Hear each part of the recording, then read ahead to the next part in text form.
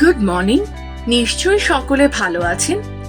আমরা আজ সুস্বাস্থ্যের অনুষ্ঠানে কথা বলবো প্রেগনেন্টদের নিয়ে।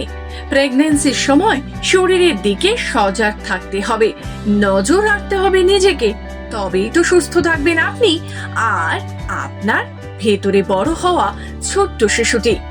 নচেত একাধিক ছোট বড় অসুখে আক্রান্ত হওয়ার আশঙ্কা বাড়তেই থাকবে। তাই বিশেষজ্ঞরা বারবার করে গর্ভবতী নারীদের শরীর নিয়ে সচেতন হওয়ার পরামর্শ দিয়ে থাকেন। তবে কে শোনে কার কথা? এমনটাই জানা গেল বিশেষজ্ঞদের সাথে কথা বলে। কারণ বিশেষজ্ঞরা জানাচ্ছেন হেলায় উড়িয়ে দিচ্ছেন এ কথা।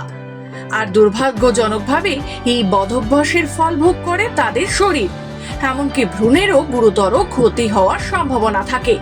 তাই যেন তেন প্রকারেণ প্রেগন্যান্সির দিনগুলিতে চিকিৎসকের পরামর্শ মতো জীবনযাত্রায় কয়েকটি পরিবর্তন আনলেই হয়ে যায় সবটা সুস্থ স্বাভাবিক।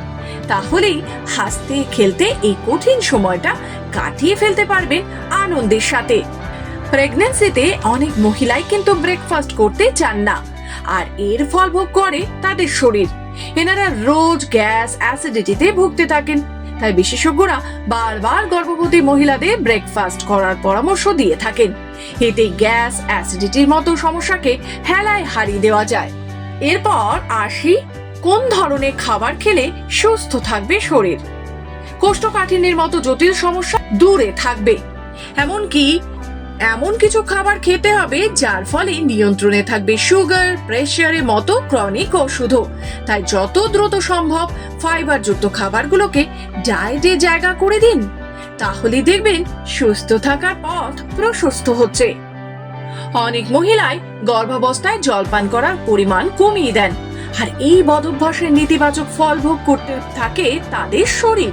এক্ষেত্রে ইউটিআই থেকে শুরু করে কোষ্ঠকাঠিন্য এবং পাইলসের মতো সমস্যাও পিছু নেয়। তাই যেভাবেই হোক গর্ভাবস্থায় দিনে 3 লিটার জলপান হলো মাস্ট। এই পরিমাণে জলপান করতে পারলেই বিভিন্ন ধরনের শারীরিক জটিলতাকে এড়িয়ে যাওয়া যায়। তবে এক্ষেত্রে জলপান করার পাশাপাশি ডাল, স্যুপ এবং ডাবের জল পান করতেও ভুলবেন না যেন। গর্ভাবস্থায় মদ্যপান করা কিন্তু একেবারেই অনুচিত, কারণ মদ্যপান করলে গর্ভস্থ সন্তানের ক্ষতি হওয়ার আশঙ্কা থাকে। এছাড়া এই সময় ধূমপান করা উচিত নয়।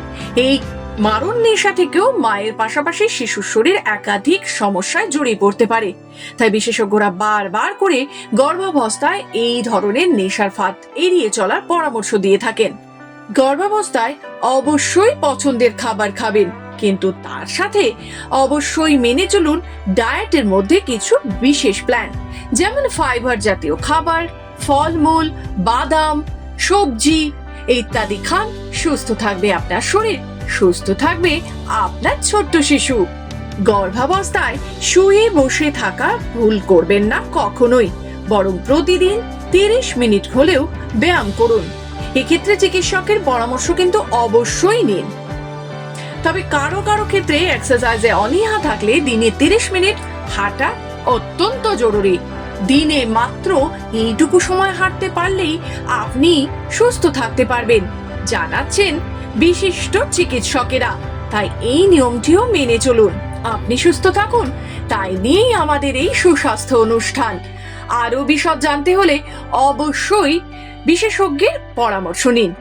আর সুস্থ থাকুক আপনার প্রেগন্যান্সি জার্নি।